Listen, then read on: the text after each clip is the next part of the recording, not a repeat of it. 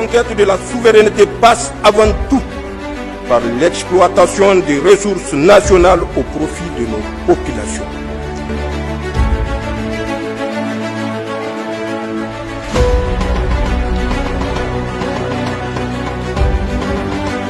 Le gouvernement nigérien a décidé d'interdire l'exportation des ovins, caprins, bovins et camélidés dès cette semaine, dans le but d'assurer un approvisionnement suffisant sur le marché intérieur en vue de la Tabaski et de la Hada, célébrée par plus de 90% de la population du pays.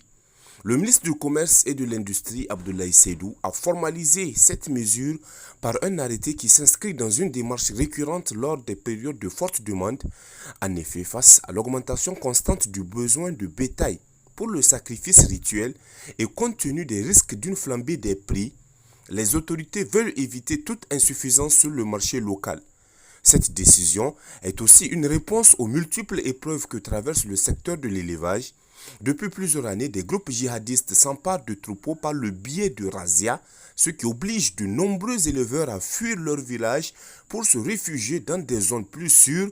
La privation des troupeaux, conjuguée à la menace constante de violence, fragilise la filière et rend la disponibilité du bétail particulièrement vulnérable. Afin de prévenir toute tentative de contrebande ou toute exportation clandestine, des instructions précises ont été délivrées aux agents du ministère ainsi qu'aux forces de défense et de sécurité pour garantir l'application stricte du décret. Au-delà des enjeux purement domestiques, l'interdiction d'exportation impacte également la région. Le Niger est un fournisseur traditionnel de bétail par plusieurs pays.